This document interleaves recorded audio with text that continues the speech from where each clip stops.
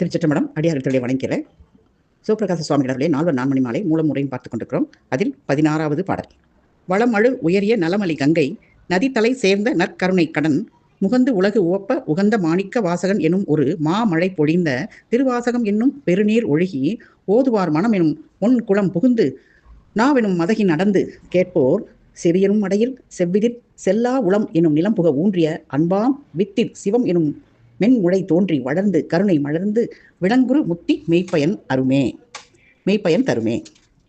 இதெல்லாம் சொல்றாங்க. முதல் வந்து இந்த பதச்சொல் மட்டும் சொல்றாங்க. அதாவது வளம் மழு உயரியனா வளப்பக்கத்தில் மழுவை உயர்த்திய, நலமணி கங்கை நதி தலை சேர்ந்தனா அந்த புனித நிரம்பிய கங்கா நதியை தலைக்கூடத்தில் பொழிந்த நல்ல கருணைக்கடல் யார்? பெருமான் தான்.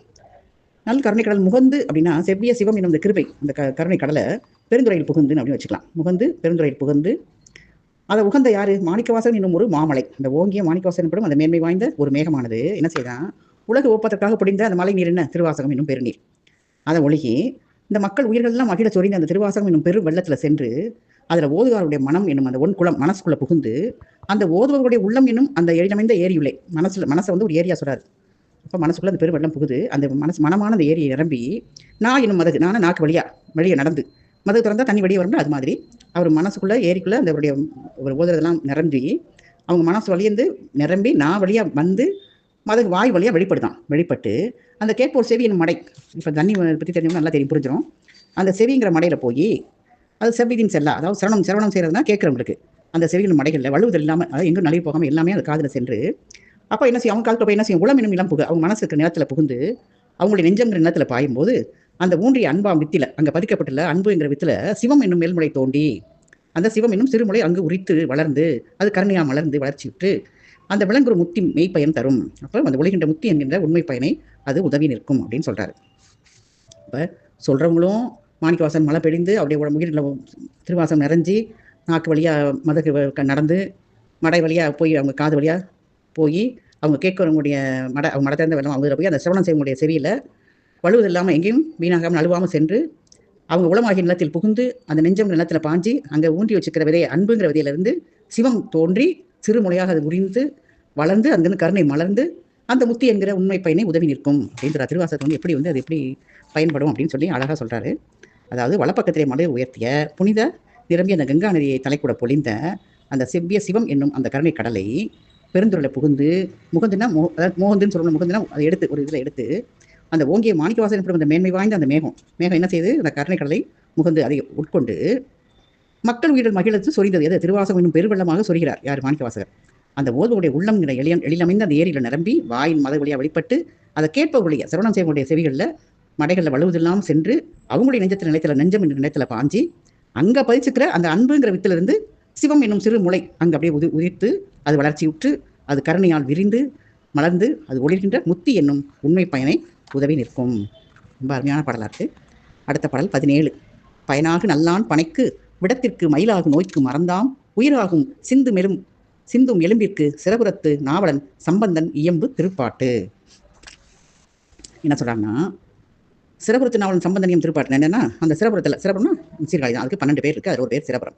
அதில் அவதரித்த அந்த முத்தமிழ் பிறகு அருளிய திருப்பாடல்கள்லாம் நல்ல ஆண் பனை பயனாகுமா, நல்ல ஆண் பனை பயனாகும், அதாவது பெண் பனை ஆயிடுது, ஆண் பனை பயன் தருகின்ற பெண் பனையானதை சொல்றாரு.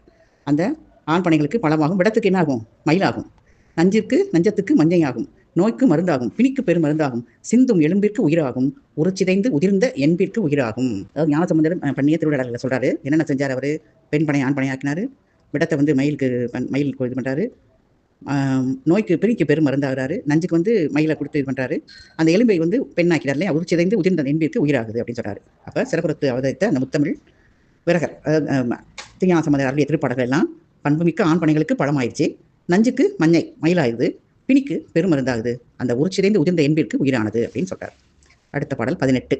பாட்டான் மறைப்புகழும் பிறைசூடியை பாடி மகிழ் ஊட்டா மகிழ் சொல் இறைவனை பாடி ஓ பிருக்க வேட்டான் மலி பெருங்கல்லவன் போல மிதப்பன் என பூட்டா மரிதிரை வார்கடல்கே விழப்போதுவனே. இப்போ இது வந்து யாரை சொல்றாரு? நாவுக்கரசர் தான் சொல்றாரு. மறைப்புகழும் பிறைசூடியை பாட்டால் பாடி அப்படின்னா என்ன சொல்றாரு? வேதங்கள் போகின்ற அந்த பிறைசூடி விமலரை தேவாரங்களால் துதித்து, அப்புறம் மகிழ் ஊட்டா மகிழ் சொல் இறைவனை பாடி அப்படின்னா என்ன சொல்ற? திருமணம் ஓப்பித்து தாமும் வந்த மற்றவர்களையும் ஓகடைய செய்து தாமும் வந்த அந்த வாகிச வள்ளலை புகழ்ந்து ஓப்பு வேட்டான் அப்படின்னா அவருக்கு களிப்பை உருவிக்கிறதுக்காக வேண்டும், அவரை சந்தோஷப்படுத்தணும் அப்படிங்கிற ஆர்வமுடையவர். அதான் ஓப்பு உருட்ட வேட்டான். அவன் போல மிதப்பனின அந்த வாரிசு வளரை போலவே நானும் மிதப்பேன் அப்படின்ட்டு மலிப்பெருங்கல் பூட்டாவிட அந்த மிகப்பெரிய கல்லை கட்டி போட்டப்போ கூட அந்த வீழ்வதற்கு மறிதிருவார் கடற்கே போதுவன் அந்த சுருண்டு வீசுற அலைகளுடைய நெடிய கடலுக்கே நான் துணிந்து செல்வன் அப்படின்னு சொல்றார் ஆசிரியர். என்ன சொல்றாருன்னா, வேதங்கள் புகழ்கின்ற அந்த பிரேசூடிய விமலரை தேவாரங்களால் துதித்து அவருடைய திருவுளத்தை ஓப்பித்து, அதாவது மகிழ்வடை செய்து தாமும் உகந்த வாகிசவளரை புகழ்ந்து அவர் என்ன சொல்றாரு, அவருக்கு கழிப்பை ஊப்பு உருவிக்க வேண்டும் என ஆரம்பிக்கவன், அவருக்கே சந்தோஷம் உண்டாக்கணும்னு நான் நினைக்கிறேன். அந்த வாகிசவளரை போலவே நானும் மிதப்பேன். எப்படின்னா, பெரிய கல்லை அந்த உடலை பிணித்துக் கொண்டு சுருண்டு வீசுகின்ற அலைகளுடைய நெடிய கடலுக்கே நான் துணிந்து செல்வேன் என்று ஆசிரியர் கூறுகிறார் அந்த பாடலில். அடுத்த பாடல் 19. போதம் உண்ட பிள்ளை என்பு பொறு கண் மாது செய்ததோ, காதல் கொண்டு சொல்லின் மன்னர் கண் மிதப்ப உய்த்ததோ, வாய் திறந்து முதலை கக்க மகனை நீ அழைத்ததோ, யாது நம்பி அரிது நண்டனுக்கு இயம்ப வேண்டுமே அப்படின்னு கேட்கிறாரு. என்ன சொல்றாருன்னா, நம்பி ஆகுற வல்லே, நீ ஞானப்பாலை அருந்திய ஞான சம்பந்த வள்ளல் எலும்பை பெண்ணாக ஏற்றியதோ, இல்லை திருநாவுக்கரசு வள்ளல் கல் தெப்பமாக மிதப்ப அதை காதலில் செலுத்தியதோ, முதலை தன் வாயை திறந்து உமிழ புதல்வனை தேவரில் மீட்டதோ, இந்த முத்தொழில எத்தொழில் அரிது நன்று எனக்கு இயம்ப வேண்டும், தெடிய சிறியனுக்கு தெரிவிக்க வேண்டும் அப்படின்னு கேட்கிறார். இந்த மூணில் யார்கிட்ட கேட்கிறாரு? சுந்தரமூர்த்தி நாயன்கிட்ட கேட்கிறாரு. நம்பியார் அவர்களே, ஞானப்பாருந்தன ஞானசம்பந்தர் வந்து பெண்ணாக்குனாரு, திருநாவுக்கரசு வள்ளல் வந்து கல்லில் தெப்பமாக மிதந்தாரு, முதல்ல தன் வாயை திறந்து உமிழ அந்த புதல்வனை தேவரில் மீட்டீர்கள், இந்த 3 பேருடைய தொழிலில் எந்த தொழில் வந்து ரொம்ப அரியது, அதை எனக்கு சொல்லுங்க அப்படின்னு கேட்கிறாரு. இப்போ எதுவும் சொல்ல முடியாது, எல்லாமே அரிய செயல் தான் அல்லவா? அதுதான் அப்படி வந்து கேள்வியாக இந்த பாட்டில் கேட்குறாரு.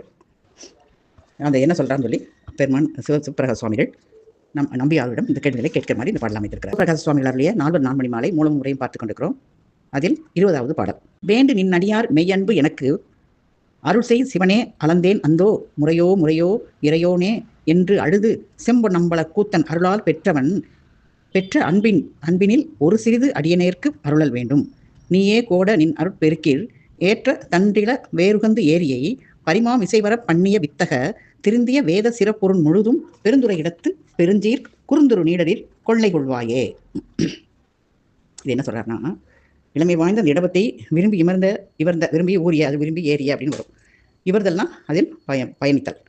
அந்த இறைவரை புறவி மீது எழுந்தருள புரிந்த வித்தகரே. அப்போ இடபத்தை விரும்பி அவர் வாகனமாக வச்சிருக்காரு. அப்படி இருக்கும்போது அவரை வந்து என்ன பண்ணீங்க, புறவியில் குதிரையில் ஏற வச்சவர் யாரு? மாணிக்கவாச பெருமான். அதான் சொல்றாரு, எழுந்தருள புரிந்த வித்தகரே.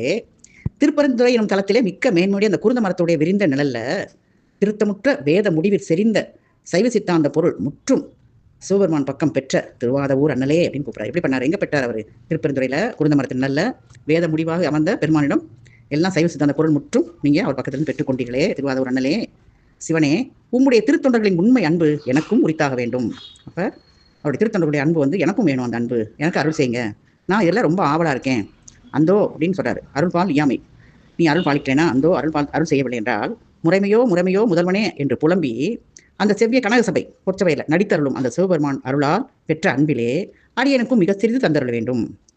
முற்றும் தேவரீரே கொள்ளுதல் உமது கிருபை மிகுதிக்கு முறைமை அன்று. என்ன சொல்கிறாருன்னா, நீங்கள் வந்து அந்த திருத்தொண்டர் உண்மை அன்பு எனக்கு வேணும், அப்படி அருள் செய்யட்டேனா இது முறையா முதல்வனே அப்படின்னு சொல்லி புலம்பி அந்த செவ்விய கனக சபையில் நடித்தருவது யார்? சிவபெருமான். நடராஜ பெருமான் இருக்கார்ல, அதான் சொல்கிறார். செவ்விய கனக சபையில் நடித்தருளுகின்ற அந்த நடராஜ பெருமான் அருளால் நீ பெற்ற அன்புல, உனக்கு அன்பு கேட்டி வாங்கில பெற்ற அன்பு இருக்குல்ல, மாணிக்கவாச பெருமான் சொல்கிறாரு, அந்த அன்பை பெற்றீங்களே அதில் அடியனுக்கும் மிக சிறிது கொஞ்சோண்டு எனக்கு கொஞ்சம் கொடுங்க, தந்து அருளணும். நீ முற்றும் தேவரீரே கொள்ளுதல், இருக்கிற அன்பை பூரா நீங்களே வச்சுக்கிட்டீங்கன்னா உங்களுடைய கருணைக்கு, உங்களுடைய கிருபை மிகுதிக்கு, உங்களுடைய கருணை மிகுதிக்கு அது முறையாகாது, எனக்கு கொஞ்சம் கொடுங்க. எப்படி கேட்குறாரு பாருங்க. அதனால் அது முறையில் நீங்கள் வந்து எனக்கும் கொஞ்சம் அதில் தந்தரணும் அப்படின்னு சொல்லி சொல்கிறார். அடுத்த பாடல் 21. கொள்ளை கொள்ள வீடு தவி கூற்றை பிடப்பிடித்து தள்ளும் திருஞான சம்பந்தா, வெள்ளமிடும் மேடேற பால் குறைந்ததென்று அழுவரே கழுவின் காடேற புக்க வருகர். என்ன சொல்கிறாருன்னா, கொள்ளை கொள்ள வீடு உதவினா யாருமே கை கொள்றதுக்காக முத்தியை ஈந்து, வீடு உதவினா வீடு முத்தி கொடுக்குறாரு. கூற்றை பிடப்பிடித்து தள்ளும் திருஞான சம்பந்தா அப்படின்னா என்ன? எமனை எய்யாமல் அகற்றிய திருஞான சம்பந்தரே. கழுவின் காடேற புக்க அருகர் அப்படின்னா, கல்கூட்டத்தில் இவரை துணிந்த அந்த அமணர்கள் என்ன செஞ்சாங்க? வெள்ளமிடும் ஏடு ஏற வைகை நதியில் போட்டாங்களா, வாழ்க வந்தனன்னு சொல்லி அந்த திருப்பாசல் பதிகம் மறைஞ்சி ஞானசமுதர் ஏடு போட்டார்ல, அப்போ ஏடு எதிர் வந்தது அல்லவா, அதை சொல்கிறார். அப்போ பார்த்து பால் குறைந்தது அப்படின்னு அழுவாங்களே, அவங்க தம் பக்கம் குறைந்ததுன்னு அழத்தக்கவர் யார்? ஞானசமுதர் பெருமான சொல்கிறாரு. அப்போ எவரும் கைக்கொள்வான் முத்தியை ஈந்து, எல்லாரையும் கைக்கொள்றபடி கைக்கொள்றது அந்த முத்தியை கொடுத்து யமனை எய்தாது அகற்றிய, யமனை வந்து கிட்டே நெருங்காதபடி அகற்றிய திருஞான சம்பந்த வள்ளலே. அந்த கழுக்கூட்டத்தில் அவங்க கழுவேறு துணிவார்கள் அமணர்கள், அந்த கழுக்கூட்டத்தில் அந்த அமணர்கள் வந்து வைகை நதி பெருக்கில் இட்ட அந்த ஏட்டை வெல்வதற்காக என்ன செஞ்சார்? வாழ்க அந்தனர் அப்படிங்கிற திருப்பாசனம் எழுதி அந்த ஏடு அவரை எதிர்த்து செல்லுது. அதை கண்டு அவங்க தம் பக்கம் குறைந்தது, ஐயோ நம்ம இது வந்து குறைந்து போச்சுன்னு அவங்க அழுதாங்கல்ல, அதுக்கு அந்த அழத்தக்க அவளை உயர்ந்த நிலையுடைய ஞானசம்பந்தனை சொல்லி ஞானசம்பந்தர் வந்து அவருடைய பெருமைகளை கூறி இந்த பாடல் கூறுகிறார். அடுத்த பாடல் 22. அருகக்கடல் கடந்தேறியதோ சிலை அம்பியன பெருக கடல் கடந்தேறியதோ சொல் பெருமிடரு கருகக்கடல் விடமுண்டோன் அடியில் கசிந்து மனம் உருக கடல் அன்பு பெற்ற சொல் வேந்த உனக்கு அரிதே. அப்போ இது அதே நான் கேள்வியாக கேட்குறாரு. என்ன கேட்குறாருன்னா, பார்க்கடலில் உதித்த நஞ்சத்தை அந்த பருத்த கண்டம் அவருடைய கண்டமே கருக்கிற மாதிரி அந்த பருகிய பரமசிவனுடைய திருவடிகளில் மனமுருகி கசிய என்ன செஞ்சார்? கடல் போல அன்பை பெற்ற வாயுசமூர்த்தியே நாவுக்கரசர் சொல்கிறார். அடுத்து சமணக்கடலை நீந்தி சைவம் என்னும் கரையில் ஏறியவர் யார்? அதுவும் நாவுக்கரசர் தான். கல் தெப்பமாக மிதப்ப கொண்டு பெருகி அந்த கடலை நீந்தி கரையேறியதோ? இல்லை, என்ன செஞ்சார்? கல்லையே தெப்பமாக கொண்டு கடலில் மிதந்து கரையேறினார். இதில் தேவரீருக்கு அரியது யாது செப்பு வீராக? அதாவது உங்களுக்கு இதில் எது உங்களுக்கு ரொம்ப அரிய செயலாக இருந்ததுன்னு அவரே கேள்விக்கிறார். 3 சொல்கிறார். அதாவது பார்க்கடலில் நஞ்சத்தை பருகி கண்டம் கருக்க இருக்கிற அந்த பெருமானுடைய திருவடிகளில் மனம் உருகி கசிய கடல் போலும் அன்பை பெற்ற வாயு சமூர்த்தியே, நீங்கள் சமணக்கடலை நீந்தி சைவம் என்னும் கரையில் ஏறினீங்களா? அது ஈஸியாக, அதுக்கு இதாக கஷ்டமா? கல் தெப்பமாக மிதந்துக்கிட்டு பெருகி அந்த கடலை நீந்தி கரையேறினீங்களா? இதில் தேவரீருக்கு அரியது யாது? உங்களுக்கு எது இதில் ரொம்ப அருமையானது, அரியது, கஷ்டமானதுன்னு சொல்லி கேட்குறாரு. செப்பு வீராக சொல்லுங்க அப்படின்னு கேட்குறாரு. திருநாவுக்கரசரை கேட்குறாரு ஆசிரியர். அடுத்த பாடல் 23. உணர்கரும் புகழ்மேவிய சுந்தரன் உம்பன் மீதி வரா நினைப்பரும் கைலாயம் அடைந்தமை நின்று காண்குறவே எனக்கு வந்துருமோ மகவென்ற அழுகின்ற நாடலை பாரணித்த அருந்து மாலை உமிழ்ந்திடும் தம்பிரான் அனலனே. தம்பிரான் அலனே அப்படின்ற தம்பிரான் அலனே. என்னன்னா, உனக்கு அரும்புகழ் மேவிய சுந்தரன் உம்பர் மீது, அதாவது இவரா, அதாவது சிந்தித்திற்கு அருகே சீர்த்தி படைத்த அந்த சுந்தரமூர்த்தி நாயனார் தான் சொல்றார். வெள்ளை யானை மேல் எழுந்தருளி, அதை என்ன நினைப்பு எண்ணுதற்கரிய அந்த திருக்கையில எய்தியதை எது நின்று தரிசித்தற்கும் குழந்தை என கூறுமாறு விளங்கி அழுத அப்பருவத்திலேயே பார்க்கடலை தனித்து பருகி அதில் மிதந்து அணுவாகிய திருமாலை ஆங்கு உமிழ்ந்த உபமன்ய முனிவர் பால் உற்ற உயர்ந்த சிவானுக்கிரகம் எளியனுக்கு வந்து எய்துமோ? அப்போ 2 தான் கேட்குறாரு. எதை கேட்குறாருன்னா, சீட்டி படைத்த சுந்தரமூர்த்தி நாயனார் வெள்ளை யானை மேலே எழுந்தருளி என்ன செஞ்சாரு? எண்ணுதற்கே நம்ம அறியாதான திருக்கையில போய் அடைந்தார் அல்லவா? யானையில் ஏறி போயிட்டார்ல, மேலே கைலாயத்துக்கு சென்றார். அப்போ எது நின்று அவர் தரிசித்தார். அந்த குழந்தை என கூறுமாறு விளங்கி அழுத பருவத்திலேயே, அதாவது குழந்தை பருவமாக இருக்கும் அழுதான யார்? உபமணி முனிவர் இருந்தார்ல, அவர் அழுதார்ல, பாலுக்கு பாலகன் வேண்டி எழுதிட பார்க்கடல் இந்த பிராணம் பார்த்துருக்கோம். அதை தான் சொல்றாரு. குழந்தை என கூறுமாறு அழுத பருவத்திலேயே பார்க்கடலை தனித்து பருகி என்ன செஞ்சார்? பார்க்கடலே குடிச்சார். அப்போ அதை போனால் அவரே தானே குடிச்சார் தனித்து, ஆனால் தனியாக அதை பருகினார்ல, அதை அதில் மிதந்து அழுகினது யாரு? திருமால். அங்கே போய் அது உமிழ்ந்துட்டார். அந்த மிதந்து அணுகிய திருமாலை அங்கு உமிழ்ந்த அந்த உபமன்ய முனிவர் அந்த பாலை உற்றார்லவா, அந்த உயர்ந்த சிவானுக்கிரகம் எளியனுக்கு வந்து எய்துமா? அப்போ உபமன்ய முனிவருக்கு பெருமான் கொடுத்த மாதிரி அந்த பாலுக்காக பால்கடலை கொடுத்தாரே அந்த உயர்ந்த சிவானுக்கிரகம் அது எளியனுக்கு எனக்கு கிடைக்குமா அப்படின்னு கேட்குறாரு. அப்போ ஒவ்வொரு இதையும் பெருமையான காரியங்களை சொல்லி அதை அடியனுக்கு கிட்டுமா அப்படின்னு சொல்லி இந்த கேள்வியாக கேட்குறாரு பாடகர் ஆசிரியர். சிவபிரகாச சுவாமி அவருடைய 4 நான்மணி மாலை மூலம் முறையும் பார்த்து கொண்டிருக்கிறோம். அதில் 24வது பாடல். நலமலி வாத ஓர் நல்லிசை புலவ மனநின்று உருக்கு மதுர வாசக கலங்குரு புலநெறி விலங்குரு வீர திங்கள் வார்சடை தெய்வநாயக ஒரு கலையேனும் உணரானது அக்தான்று கைகளோ முறிபடும் கைகள் காணீர் கண்களோ ஒன்று காலையில் காணு மாலையில் ஒன்று வயங்கி தோன்றும் பழிப்பின் ஒன்று விடிப்பின் எரியும் ஆயினும் தன்னை நீ புகழ்ந்து உரைத்த பழுதில் செய்யுளுள் எழுதின அதனால் புகழ்ச்சி விருப்பன் போலும் நிகழ்ச்சி அறியார் என் பணிவானே. என்ன சொல்றாருன்னா, வளம் நிரம்பிய நலமணி வாதவூர்னா வளம் நிரம்பிய திருவாதவூரில் அவதரித்த செவ்விய சீர்த்தி பெற்ற புலமை உடையவரே. யாரு? மாணிக்கவாசகர் தான் சொல்றாரு. உண்ணுந்தோறும் நினைக்குந்தோறும் உளத்தின் நிலவி மனசு நிலவி அதை உருக்கும் எதை? மனசை உள்ளத்தின் நிலவி அதை உருக்குகின்ற அந்த இனிய திருவாசகத்தை இசைத்து அருளியவரே. நிலை தவறுதற்கு ஏதுவாகும் இந்த ஐம்புல நெறிகள் நீங்கிய ஆண்மையை உடையவரே. அப்போ புலங்களை அதிலிருந்து நீங்கியவர், அந்த அத்தகைய ஆளுமையுடைய ஆண்மையை உடையவர் அப்படின்னு சொல்றார். சிறுமதி மிளைந்த நெடுஞ்சடையை உடைய தேவாதிபர் வேத முதலிய கலைகளுள் ஒன்றும் உணரார். அதுவன்றி, அதாவது என்ன சொல்றாரு? சிறுமதி மிளைந்த நெடுஞ்சடையுடைய தேவாதிபர் அதுவன்றி திருக்கரங்களோ எனின் முறிபடும் திறத்தமா. சரி, அது இல்லை, தலை தான் அப்படி தேவாதிபர் கலை ஒரு கலையும் தெரியாது. ஏன்னா அவர் சிறுமதி ஒரு கலை தானே தலையில் அணிஞ்சிருக்கிறாரு. அதை சொல்றாரு, வேத முதலிய கலைகளை ஒன்றும் உணர மாட்டேங்கிறாரு. திருக்கரங்கள் பார்த்தா அது முறிபடுற மாதிரி இருக்கு. அது இல்லாமல் கண்களோ திருக்கண்களோ அப்படின்னு சொல்லி தேர்ந்து உணர்னா ஒன்று காலையில் தோன்றுது, மற்றொன்று மாலையில் விளங்குது. எது? இடது கண் சூரியன், வலது கண் சந்திரன் வருது. அது என்ன சொல்லுது? ஒரு கண் காலையில் தோன்றும், ஒரு கண் மாலையில் தோன்றும். அப்போ பெருமான பாருங்க, பழிக்கிற மாதிரி அவரை புகழ்ந்து கூறுகிறார். பழிப்பினை உடைய பிரிதொன்று விழித்த வழி அப்பார்வையில் பட்டவை நீராகுமா. அந்த இன்னொரு கண் என்ன ஆகுது? விழித்து பார்த்தாலே அதை பார்வையில் பட்டதான் எரிஞ்சு நீராகி சாம்பலாகி விடுகிறது. இங்கெல்லாம் இருப்பினும் இப்படிலாம் இருந்தாலும் தம்மை தேவரில் புகழ்ந்து இசைத்த அந்த பழுதற்ற திருப்பாடல்களை இகழ்வு சிறிதும் பெறாத என்பை அணிவராகிய அந்த இறைவரே எழுதினார் ஆகலின் அவர் புகழ்ச்சிக்காக அதிகாதலர் போல்வர். உங்களுக்கு நல்லா புரியுது நினைக்காத. என்ன சொல்றாருன்னா, திருவாதூர் அவதரித்த புலமையுடையவரே, மாணிக்கவாசகரே, உண்ணுந்தோர் நினைக்கும் போதெல்லாம் உள்ளத்தில் நிலவி அதை உருக்கின்ற இனிய திருவாசகத்தை இசைத்து அருளியவரே, நிலை தவறுகின்ற அந்த ஐம்புல நெறியிலிருந்து நீங்கிய ஆண்மை உடையவரே. இது பூரா பெருமான யாரை மாணிக்கவாசகர் சொல்றாரு. சொல்லிட்டு இப்போ சிவபெருமான சொல்றாரு. என்ன சொல்றாரு? சிறுமதி மிளைந்த நெடுஞ்சடை உடைய அந்த தேவாதிபர் என்ன செய்றாரு? அந்த ஒரு கலை தான் அணிஞ்சிருக்காரு. வேத முதலிய கலைகள்லாம் இன்னும் அவர் தெரியல. கை பார்த்தா முறிப்படுற மாதிரி இருக்கு. கண்களை பார்த்தா அது வந்து தேர்ந்து உணர்னா ஒன்று காயில தோன்றுது, இன்னொன்று மாயில தோன்றுது. இன்னொன்று என்ன செய்யுது? விழித்த வெளியிலேயே அந்த பார்வை பட்டாலே எல்லாமே நீராயிருது. நெருப்பாக வந்து எல்லாம் சாம்பல் ஆயிடுது. இங்கே இருந்தாலும் அதாவது இவ்வளவு இதாக இருந்தால் கூட என்ன செய்றாரு? தம்மை அதாவது பெருமான சிவபெருமான தேவரையில் புகழ்ந்து அதாவது மாணிக்கவாசகர் புகழ்ந்து அந்த இசைத்த அந்த பழுதற்ற திருப்பாடல்களை இகழ்வு சிறிதும் பெறாத என்பை அணிபவராகிய கொஞ்சம் கூட அந்த இகழ்வை பற்றி நினையாமல் என்பை அணிந்துள்ள இறைவன் அவரே எழுதினார்னா அவர் எதுக்கு எழுதுறாரு? புகழ்ச்சிக்கன் அதிகாதலர் போல்வர். அவர் புகழ்ந்து எழுதுற அந்த புகழ்ச்சிக்காக அதில் விரும்பி அதிகாதலனா அதை அதிகமாக நேசித்து எழுதினார் போல அப்படி போல்வரா அப்படின்னு சொல்லி சொல்றாரு இந்த பாட்டில். அடுத்த பாடல் 25.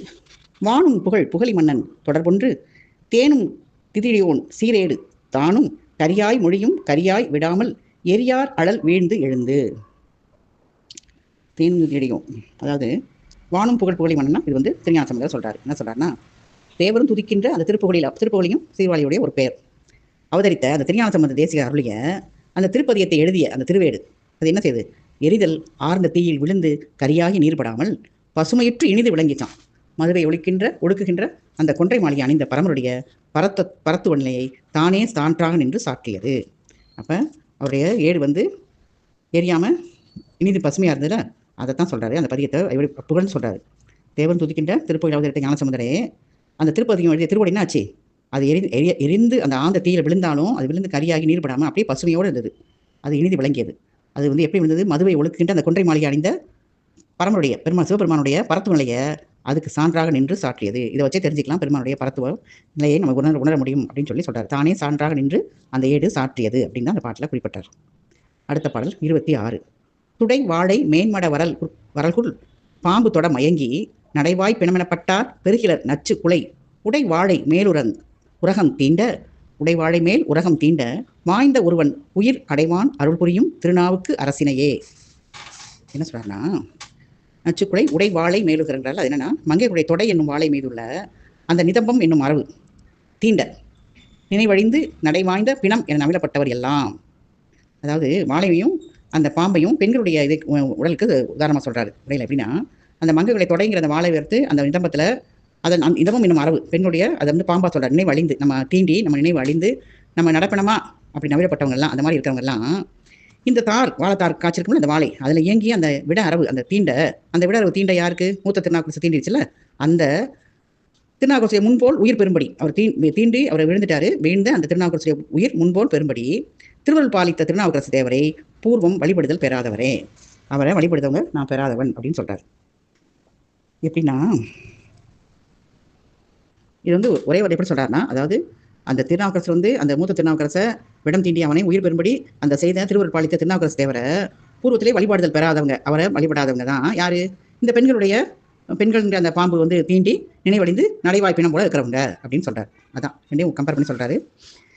இவர் வந்து மூத்த திருநாவுக்கரசர் கடித்த பாம்புகிட்ட இருந்து உயிரை பெற்றுக் கொடுத்த நாவுக்கரசருடைய அவருடைய வழிபடுதல் இல்லாதவங்க தான் இந்த மாதிரி பெண்களாகிய மங்கையனுடைய தொடைங்கிற வாழை மரத்தில் இருக்கிற பாம்பால் தீண்டப்பட்டு நினைவிழந்து நடைவாய்ப்பினம் போல இருக்கிறவங்க அப்படின்னு சொல்லி சொல்றாரு.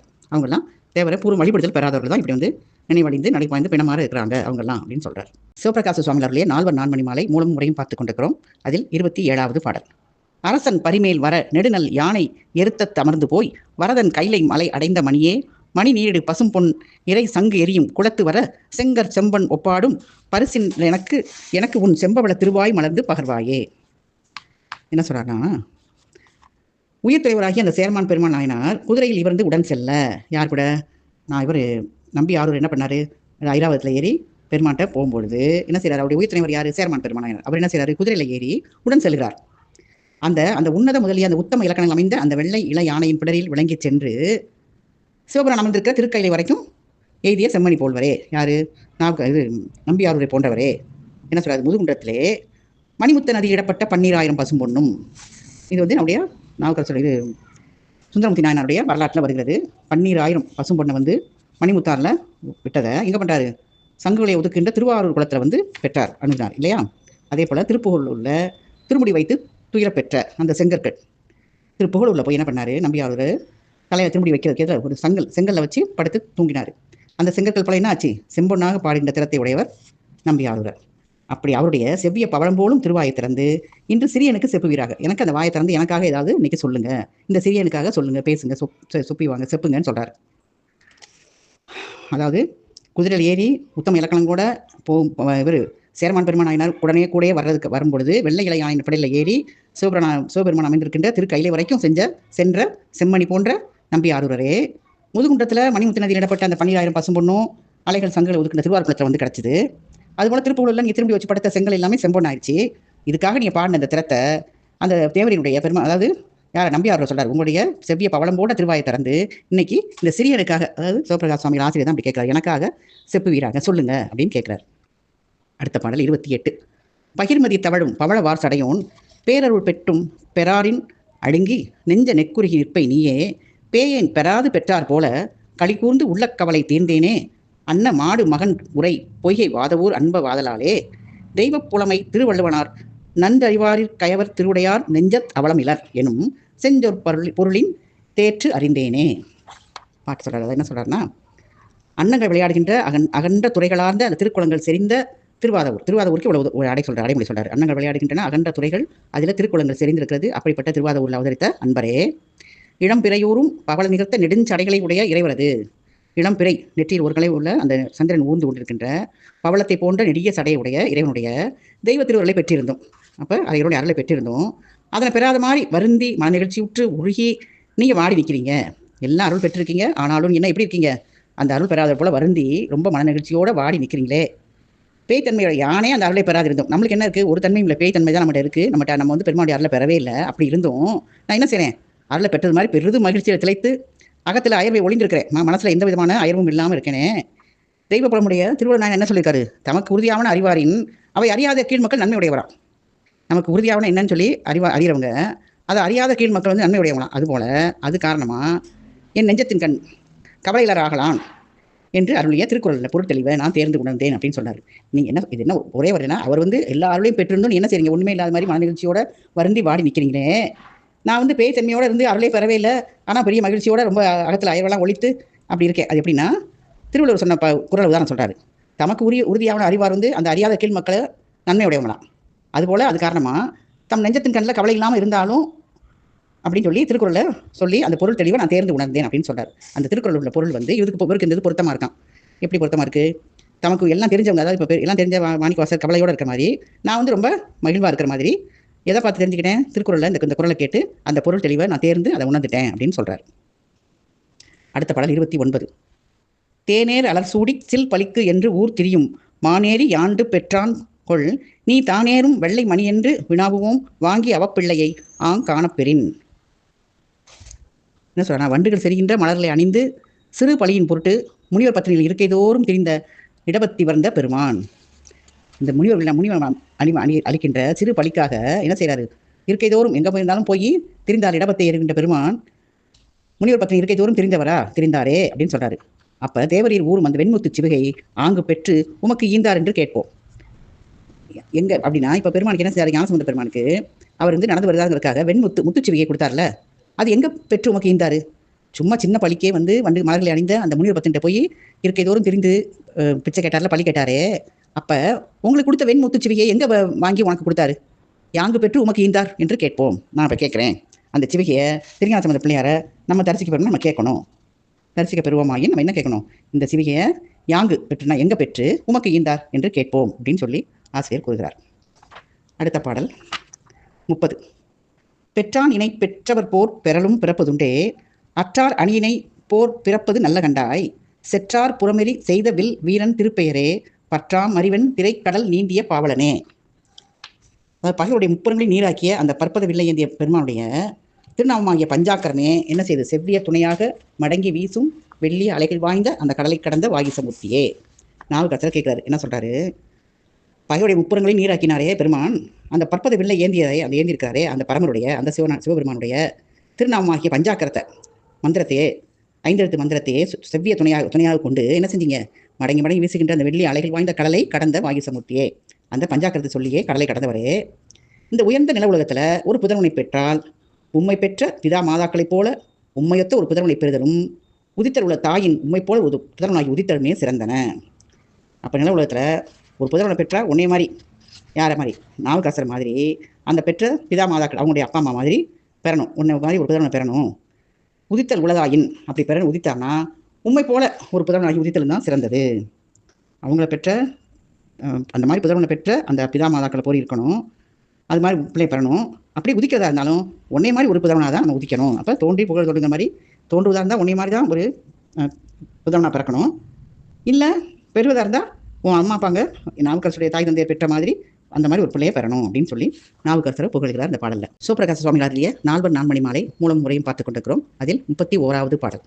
பாவாய் பொழிந்த வானமுத பவடத் திருவாய் நம்பி நீ சேவாய் பொருதும் தர்மமுடை தேவன் தலை மலைக்கு போம்பொழுது காவாய் பயந்த தடக்கை மலர் களரிச் சரிவார் கடாவி வரும் மாவாய் பிறக்க கிடையாதே மாவாய் பிறக்கும் திருமார்க்கே. அது சிறப்புற்ற அந்த முத்தி சாதனங்களை திருப்பாடலாக சொரிந்த செந்துகில் போல திருவாயுடைய நம்பியாரூர வள்ளலே. நம்பியாரூர்னு சொல்றதுக்கு செந்துகினா சிவந்த வாயுடையவரான் நம்பியாரூர வள்ளல். அப்போ முத்தி சாதனங்களாக அவருடைய திருப்பாடல்கள்லாம் என்ன சிறப்பான முத்தி சாதனங்கள்னு சொல்றாரு. அப்போ சிறப்புற்ற முத்தி சாதனங்களை பாடலாக சொரிந்த செந்துகில் போன்ற திருவாயுடைய நம்பியாரூர வள்ளல் கூப்பிட்டு சண்டையிடும் இடமாக தர்ம தேவதையுடைய அந்த சிவபுரான் அமர்கின்ற திருக்கையிலை வரைக்கும் சரியா சண்டையாடி இருக்கின்ற யாரு நந்தி என்ன செய்யும் வரவங்கலாம் ஒதுக்கி வரவங்க விட்டு சண்டை போடுவார்ல எல்லாத்தையும் போய் சண்டை போட்டவரை அந்த தர்ம தேவதையாக இருக்கிற அந்த சிவபுரான் அமர்ந்திருக்கின்ற கையிலை வரைக்கும் நீங்கள் தேவதை எழுந்திருந்தீங்களே. அப்போ கற்பக தருவை நிகர்த்து கருதுவன வெறுப்ப நல்கிய கற்பக தருவை போல என்ன நினைக்கிறாங்களோ அந்த வெறுத்தாலும் சரி கருதினாலும் சரி அதை கொடுக்கின்ற செந்தாமரை மலர் போல பெருமை வாய்ந்த திருக்கரங்களை உடைய சேரமான் பெருமான் ஆயினால் செலுத்தி வரும் குதிரை யாய் உதிக்கும்படி இனி உகமுடுவில் குதிரை யாய் உதிக்கும் திருமாலுக்கு கிட்டாது அப்படின்னு சொல்றாரு. இதெல்லாம் இவங்க செஞ்சதை புகழ்றாரு. எப்படி நம்பியார் நேராக சிவபுரானுக்கு திருக்கடை வரைக்கும் எழுந்திருட்டார். அப்போ கருதுவதை கொடுக்கின்ற கற்பக தருவை அடுத்து செந்தாமரை மலர் போகின்ற பெருமாய்ந்த கரங்களுடைய சேரமான் பெருமானை செலுத்தி வந்த குதிரையாய் உதிக்கும்படி அவர் ஏறி போனார்ல சேரமான் பெருமான் காதில் மஞ்சாச்சரம் சொல்லி குதிரையிலே ஏறி போனார்ல அந்த குதிரையை செலுத்தி வருகின்ற அந்த குதிரையாய் நான் உதிக்கும்படி இந்த யுக முடிவில் அந்த குதிரையாக உதிக்கின்ற திருமால் கூட அது கிட்டாது அப்படின்னு சொல்றாரு. அப்போ குதிரையில் வந்த சேரமானுடைய பெருமை ஒவ்வொருடைய பெருமையும் சொல்றாரு. நம்பியார்கள் நேராக போய் எழுந்திருந்தாரு. அந்த பெருமாய்ந்த கடை சேரமான பெருமாள் என்ன செஞ்சார்? குதிரையிலேயே அதை செலுத்தி சென்றார். அந்த குதிரையாக உதிக்கும்படி இந்த யுக முடிவில் குதிரை உதிக்கிறது இது திருமால் கூட அந்த இது பேர் கிட்டாது அப்படின்னு சொல்றாரு. அடுத்த பாடல் 32.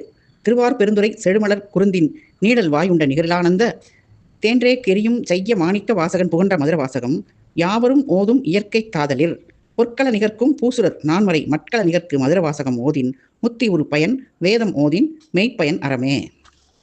என்ன சொல்றாருன்னா திருப்பெருந்துள்ள செழித்த மலர்கள் செறிந்த அந்த குருந்தம நிழலில் பருகிய அதாவது ஒப்பி உகந்த அந்த சிவஞான தேன் உவட்டெடுக்கும் அந்த ஞான ஒழுக்க சிறப்பையுடைய மாணிக்க வாசக வள்ளலார். மாணிக்க வாசகர் எவ்வளோ சொல்றா பாருங்க. திருப்பெருந்துள்ள இருக்கிற குருந்தம நல்ல பருகினாரு. எதை ஒப்பில்லாத சிவானந்த தேனை அந்த ஓட்டெடுக்கிற அந்த ஞான ஒழுக்க சிறப்பை உடைய மாணிக்க வாசகரே அவர் அருளி செய்த இனிய திருவாசகம் என்ன செய்து எவரும் ஓதும் இயல்புடையது. எல்லாருமே திருவாசகத்தை ஓத முடிய இயல்புடையது. பொற்பாத்திரத்தை போலுமா எல்லாரும் ஓதுகின்ற இயல்பை உடையது. அதனால பொற்பாத்திரம் போலது அது. இந்த அவனிக்குரிய தேவராகிய அந்தனர் ஓதும் இந்த அவனில் இருக்கிற தேவர்கள் யார் அந்தனர்கள் ஓதுகின்ற 4 வேதங்களும் அந்த மட்பாத்திரங்களை மானும் அந்த இனிய திருவாசத்தை ஓதின் அதனால் எய்தும் அந்த பயன்தான் முக்தி அப்படின்னு சொல்றாரு. அப்போ எல்லாரும் ஓதுகின்ற திருவாசகம் பொற்பாத்திரத்தை போன்றது. அது அந்த அந்தனர் ஓதுகின்ற 4 வேதங்களும் அந்த மட்பாத்திரங்களை மானும் எல்லாமே இனிய திருவாசகம் ஓதினா அதனால் இது பயன் என்னது? முக்தி கிடைக்கும். அந்த வேதங்களை ஓதினா அவற்றால் இது உண்மை பயன் என்னது? விண்ணுலகம் ஆதி பதங்களே. அப்போ அந்த தேவர்கள் அக்னிக்குரிய தேவர்கள் அந்த ஓதுகிற 4 வேதங்கள் என்ன ஆகும்? அது மட்பாத்திரங்கள். ஆனால் எல்லாரும் ஓதும் ஏற்புடைய திருவாசகம் பொற்பாத்திரம். அந்த வேதங்களை ஓதினா அதனால் இது உண்மை பயன் விண்ணுலகம் ஆதி அது தொடர்பான பதங்கள். ஆனால் இனிய திருவாசகத்தை ஓதினால் அதனால் பெரும் பயன் என்ன? முக்தி அப்படின்னு சொல்லி தெளிவாக இந்த பாட்டில் ஆசிரியர் கூறுகிறார். அடுத்த பாடல் 33. அறத்தார் இதுவென வேண்டா சிவிகை பொறுத்தானோடு ஊர்ந்தான் இடையை மறுத்தார் சம்பந்தன் சிவிகை பறித்தார் திரிகுவர் மற்றுந்தும் சிவிகையினை ஊர்ந்து. என்ன சொல்றான்னா சம்பந்த பெருமானுடைய சிவிகையை தாங்கப்பட்டவர்கள் அந்த செலுத்துகின்ற சிவிகையை நடத்தி இப்போது என்ன செய்யறாங்க? சிறந்த தேவராய் தெரிகின்றார்கள். அறத்தின் பயன் இதுவென்று ஆகம வளைவை யான் உணர்த்தல் வேண்டுவதில்லை, எனக்கு வேண்டாம். சிவிகையை காவு வானோடு செலுத்துவான் இடை காட்சியாகி தன்னாலே உணரப்படும் அப்படிங்கிற திருக்குறளை மறுத்தவர் ஆயினார். இந்த திருக்குறள் மறுக்கிறார். என்ன சொல்றாருன்னா திருக்குறள் என்ன சொல்லுது? அறத்தின் பயன் இதுவென்று யாம் ஆகம அளவையால் உணர்த்தல் வேண்டுவதில்லை. இதுதான் அறத்தோட பயன் அப்படின்னு சொல்லி ஆகம அளவை பற்றி படிச்சிருக்கோம் நம்ம. காண்டல் அளவை, கருத்தல் அளவை, உரை அளவை, ஆகம அளவை. அந்த மாதிரி இந்த ஆகம அளவையாளர் உணர்த்தல வேண்டாம். சிவிகையை காவு வானோடு செலுத்துவான் இடை அந்த சிவிகையை வான் வரைக்கும் செலுத்திட்டு போன அந்த காட்சி அளவை அது தன்னாலே உணரப்படும் அப்படின்னு சொல்றாரு. இதை நம்ம ஆகமலையால் இதை போய் உணர்த்த வேண்டாம். நம்ம பார்த்தாலே தெரியும்ல சிவிகை போகுது வானிடை போகுதுங்கிறத கண்டாலே நமக்கு தன்னால் உணரப்படும் அப்படிங்கிற அந்த திருக்குறளை இவர் மறுத்து சொல்றாரு. அதாவது சமத பெருமானுடைய சிவிகையை தாங்கி சென்றவர்கள் அது செலுத்துகிற சிவிகையை நடத்தி இப்பொழுது அவங்க சிறந்த தேவராக திரிகின்றார்கள் அப்படின்னு சொல்றார் இந்த பாட்டில். அடுத்த பாடல் 34. ஊர்ந்து வரும் இளவேர் உடையான் தன் உளத்தருளார் சார்ந்து சமன்விட்டு உறும் உனக்கே வரும் சைவநலம் கூர்ந்து மிளிர்தரும் நாவரசே நல்குறவு முனம் சேர்ந்து மறுவினர்க்கே சிறந்தோங்குறும் செல்வமுமே. சிறந்தோங்கும் உறும் செல்வமுமே என்ன சொன்னா, வாகிச பெருந்தகையே, இந்த இளமை வாய்ந்த இடவானத்தை செலுத்தி வருகின்ற இறைவருடைய அந்த திருவிழா குறிப்போடு கூடிய திருவருளாலை என்ன செஞ்சீங்க, சமன் சமயத்தை அடைந்து அந்த திருவருளாலை அதை விட்டு நீங்கி சைவ சமயத்தை சார்ந்த அந்த தேவர் இருக்கே சின்னால் நீங்கி பின்னர் சேர்ந்த கொஞ்ச நாள் நீங்கி இருந்துட்டு அப்புறம் சேர்ந்த அந்த சைவத்தோட சிறப்பு சிறந்து விளங்கும். அதாவது தரித்திரத்தை முன்னால் சார்ந்துட்டு பின்னால் செல்வம் எழுதப்பட்டவங்களுக்கு தான் அந்த செல்வமும் அருமையுடையாக விளங்கும் அப்படின்னு சொல்றாரு. பெருமானுடைய இதை உணர்வதற்கு எப்படி தரித்திரத்தில் இருந்துட்டு அப்புறம் நம்ம செல்வம் கிடைச்சா எப்படி இருக்கும், எவ்வளோ அருமையாக இருக்கும், அது மாதிரி அவரோட திருவருளால் என்ன செஞ்சீங்க, சமண சமயத்தை அடைஞ்சு அதுக்கப்புறம் அதை நீங்கி சைவத்துக்கு வந்தீங்க. அப்போ உங்களுக்கு தான் சைவத்தோட சிறப்பு சிறந்து விளங்கும் அப்படின்னு சொல்லி இந்த பாட்டில் சொல்கிறார். அடுத்த பாடல் 35. செல்வ நல் ஒற்றி ஊரன் செய்ய சங்கிலியால் ஆர்த்து மல்லலம் பறவை தன் கண் மால்குற அமிழ்த்து மேனும் மல்லு நன் பகலு நீங்காதவன் மகிழ் அடியில் எய்தி நல்ல விண் படைத்திருப்பன் நம்பி ஆரூரன் தானே. என்ன சொல்றான்னா, இந்த செல்வ மலகி நிறைந்திருக்கின்ற அந்த திருவொற்றியூரில் அமர்ந்திருக்கிற சிவபெருமான் அந்த பெருமைப்பட்ட சங்கிலி நாச்சியார் என்ன செஞ்சார், அவரால் பிரிப்படைவார், அவரோட கட்டுப்பட்டு அவருக்கு கட்டுப்பட்டு அவருடைய அன்பிற்கு சங்கிலி நாச்சியார் அன்பு கட்டுப்பட்டு பிரிப்படைவராக்கி பண்புமிக்க அழகுடைய பறவை நாச்சியாரிடத்தே ஆர்வம் மீதூர கண்டு அவர்பால் பொறுத்து வித்தார். ஆயினும் சுந்தரமூர்த்தி சுவாமிகள் என்ன செய்றார், உவகை பயக்கும் அந்த கடவுளுடைய உபய திருவடியில் இரவும் பகலும் இடைவிடாது ஒடுங்கி சிறந்த இன்ப நுகர்ந்து திகழ்வார்.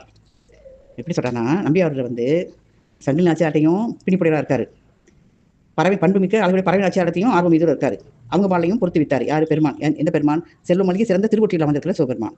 அப்படி பண்ணாலும் சுந்தரமூர்த்தி சுவாமி என்ன செய்றாரு, உவகை பயக்கின்ற அந்த கடவுளுடைய உபய திருவடியில தான் இரவும் பகலும் இடைவிடாது ஒடுங்கி கிடக்கிறாரு, சிறந்த இன்ப நுகர்ந்து திகழ்வார். அப்ப நாச்சியாரும் ரெண்டு மனைவியில் இருந்தோம், சங்கிலி நாச்சியாராவும் பறவை நாச்சியார்ட்டையும் ஆர்வம் மீதூர இருக்கிற மாதிரி சிவபெருமானுடைய அருள் இருந்தாலும் இவர் என்ன செய்றாரு, உவகையை பயக்கின்ற இதை விட உண்மையான உவகை எதில் இருக்குது, கடவுளுடைய உபய திருவடியில் தான் இருக்குது அப்படின்னு சொல்லி இரவும் பகலும் அவருடைய திருவடியில் இடைவிடாது ஒடுங்கியிருக்கின்ற யார், நம்பி ஆளுநர். அவர் தான் சிறந்த இன்ப நுகர்ந்து திகழ்கிறார் அப்படின்னு இந்த பாட்டில் கூறுகிறார். சிவபிரகாச சுவாமிகள் அவருடைய 4 நான்மணி மாலை மூலம் முறையும் பார்த்து கொண்டிருக்கிறோம். அதில் 36வது பாடல். தானே முத்தி தருகுவன் சிவன் அவன் அடியன் வாத ஊரனை கடிவின் மனத்தார் கட்டவல்லார்க்கே. சிறிய பாட்டு தான். என்ன சொல்றாரு, தானே முத்தி தருகுவன் யாரு, சிவன் அடியன் வாத ஊரனை கடிவின் மனத்தார் கட்டவல்லார்க்கே அப்படின்னு சொல்றாரு. சிவன் அடியவன் வாத ஊர்னா தெரியும், நம்ம சிவபெருமானுடைய அடியவராகிய அந்த திருவாத ஊர் அடிகளை கடிவில் மனத்தால் கட்டவல்லார்க்கு அப்படின்னா நீக்கமின்றிய உள்ளத்தில் நேசித்து நம்ம மனசால நேசிச்சு அவர் பிடிக்கணும் கட்டுறதுக்கு வல்லவர்களுக்கு தானே முத்தி தருவன், தாமே முற்பட்டு பரமுத்தி தந்தருவாராம் சிவபெருமான். அப்போ நம்ம மனசால அவர் நேசிச்சு நம்ம மனசுக்குள்ள மாணிக்க வாசகரை வச்சு கட்டி வச்சிடணுமா, எப்படி நேசித்து கட்டவல்லாருக்கு அந்த அவருடைய அப்படி நேசத்தால் அவரை கட்டவர்களுக்கு. அப்போ சிவபெருமான் தனது அடியவராகிய திருவாத ஊர் அடிகளை நீக்கமின்றிய உள்ளத்தால், அதாவது எப்பவும் இடைவிடாது மனசுல நீக்கமின்றினா கொஞ்ச நேரம் நினைக்கிற அப்ப தண்ணி வச்சிருக்க, அப்படி கிடையாது, நீக்கம் இல்லாம எப்பவும் நிரந்தரமா உள்ளத்தால நேசிச்சு பிணிக்க வல்லவர்களுக்கு தாமே முற்பட்டு பரமுத்தி தந்தருவார் அப்படின்னு சொல்றாரு. அப்போ பெருமானை பிடிச்சாலே போதும் அப்படின்னு இருக்காம மாணிக்கவாசகர் பேசிச்சாலே பெருமானுக்கு பரம தருவார் அப்படின்னு சொல்லி இந்த பாடல்ல நமக்கு ஒரு புதிய கருத்தை கூறுகிறார். அடியார்களை நம்ம நான்கு பெருமக்கள்ல யார் நம்ம மனசால அவங்கள நினைச்சு அவங்களே எப்படி அப்புஜடிகள் மாதிரி அந்த மாதிரி சொல்றாரு, வாதூரடிகளை நினைப்பவர்களுக்கு பெருமான் பரமுத்தி கொடுப்பார் என்று கூறுகிறார். அடுத்த பாடல் 37. வல்லார் பிறப்பறுப்பர் வன்மை நலங்கல்வி நல்லாத அரவிந்தன் ஞானங்கள் எல்லாம் திருஞான சம்பந்தம் சேவடியே என்னும் ஒரு ஞான சம்பந்தம் உற்று என்று சொல்றாரு. அதாவது பொருள் இருக்கு, பொருள் அதனால கிடைக்கிற புண்ணியம், அந்த புண்ணிய பயனா என்ன நடக்கும், இன்மை மறுமை, அப்போ இன்பங்களும் கல்வியும், அப்புறம் அதனால கிடைக்கிற அன்பும், அந்த அன்பின் பயனா ஞானமும் வரிசையா சொல்றாரு. என்ன சொல்றாரு பாருங்க, இன்னொரு கவிய வல்லா பிறப்ப வன்மை நலம் கல்வி நல்லா தரவின்ப ஞானங்கள் எல்லாம் திருஞான சம்பந்தம் சேவடியே, இது எல்லாமே திருஞான சம்பந்தம் திருவடியை சொல்றாரு. அதான் என்ன சொல்றாரு, பொருளும் அதனால இது புண்ணியமும், அந்த புண்ணிய பயனாக இன்மை மறுமை இன்பங்களும் கல்வியும், கல்விலாம் என்ன வரும், அதனால இது அன்பும், அந்த அன்பின் பயனாக ஞானமும், இது எல்லாமே திருஞான சம்பந்த பெருமானுடைய திருவடிகளை நம்ம நினைத்தாலே கிடைக்கும், அது கொள்ளும் என திருவடிகளே என கொள்ளும். அந்த ஒரு ஞான சம்பந்தத்தை எய்தி வல்லுநர் எல்லாரும் பிறப்பை ஒடிப்பர், அதுல சிறந்தவர்கள் எல்லாரும் பிறப்பை ஒடித்து விடுவார்கள். நம்ம ஒழிக்கிறதுல பெருமானுடைய காரணியால மீண்டும் பிறக்க மாட்டோம், பிறவா இன்பம் கிடைக்கும். ஞான சம்பந்தத்தை திருவடிகளை நினைத்தாலே போதும், இவ்வளவு பயனும் கிடைக்கும் சொல்றாரு இந்த பாடல்ல. அடுத்த பாடல் 38. உற்றான் அலன் அவத்தீயின்றான் அனல் ஊன் புனலா வற்றானன் நுகர்வும் திருநாவுக்கரசு எனும் ஓர் சொல்தான் எழுதியும் கூறியும் என்றும் துன்பில் பதம் பெற்றான் ஒரு நம்பி அப்பூதி என்னும் பெருந்தகையே. ஒரு நம்பி அப்பூதி என்னும் பெருந்தகையே, நமக்கு தெரியும் அப்பூதிகளை பற்றி, அதுதான் கடைசி சொல்றாரு. அதாவது ஒரு நம்பி அப்பூதி அடிகளார் மடியின் வரும் அந்த அடியார்கடியன் பாட்டில் திருத்தொண்ட தொகை, அது மாதிரி அந்த நம்பி அவர்களால் உயர்த்தி திரிக்க பெற்ற அந்த மேன்மையுடையவர் யாரு, அப்பூதியர்கள். அவர் சரியாக கிரியவங்களே அனுஷ்டிக்கல, இந்த பஞ்சாக்னியை வளர்த்து நடுநிலை கடுந்தவும் புரியவும் இல்லை. நீரை மட்டும் உணவாக கொண்டு மற்ற உணவு நீக்கினவும் இல்லை.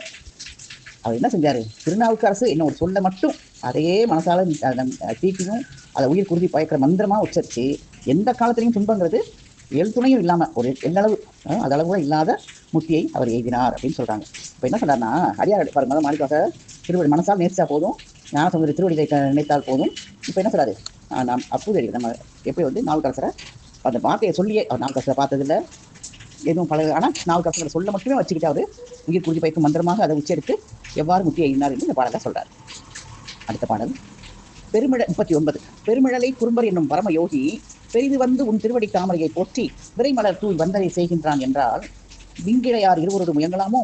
உரைமதி நின்றனை வெறுப்பது என் கொன் நின்னை உடையானுக்கு அடுத்த செயல் உனக்குமாயின் சுரர் முனிவர் பரவலரும் பெருஞ்சீர் தொண்டர் தொகை செய்தோய் அறமுதனால் வகை செய்தோயே. என்ன சொல்லலாம்? தேவர்கள் தேவ முனிவர்களும் இறைஞ்சுகின்ற மிக்க சீர்த்தி படைத்த அந்த திருத்தொண்ட தொகையை அருளி செய்தவரே யார்? சுந்தரமூர்த்தி நாயனார்.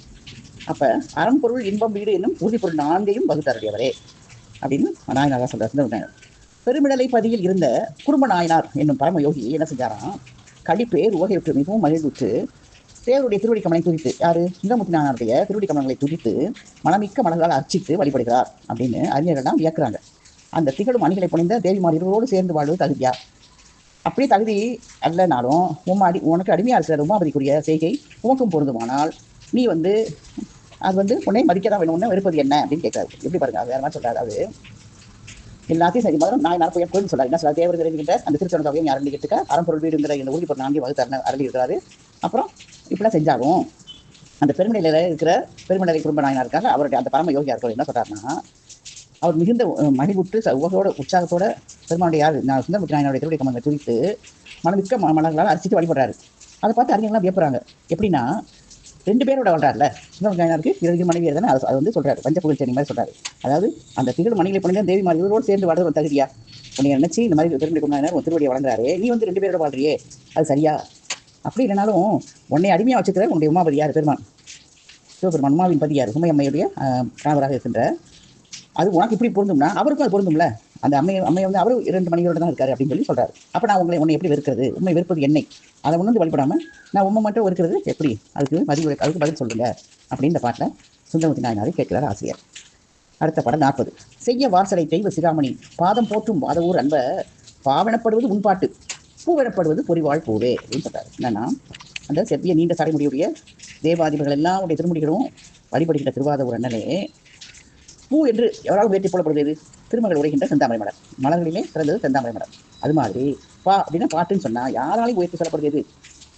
மாணிக்கவாச பெருமாளுடைய திருப்பாடல்கள் தான், அது திருப்பாடல்கள்னு சொல்கிறார். அப்போ இது ஒரு 2 வரல சொல்கிறாரு. பூனா தாமரைப்பூ தான், பாட்டுன்னா அது திருவாசகம் தான் அப்படின்னு சொல்கிறாரு இந்த பாடலில் சிவபிரகாசர். அதாவது திருஞான சம்பந்தமூர்த்தி நாயனாருக்கு வெண்பா, நாவுக்கரசு நாயனாருக்கு கட்டளை கலித்துறை, சுந்தரமூர்த்தி நாயனாருக்கு விருத்தம், மாணிக்கவாச சுவாமிகளுக்கு அகவல். இந்த மாதிரி அருளி செய்தது 4 4 மாலை. இதில் 4 இதையும் இந்த மாதிரி சொல்லி சிவபிரகாச சுவாமிகள் இந்த 4 மாலையை நிறைவு செய்கிறார். மற்றும் திருச்சிற்றம்பலம்.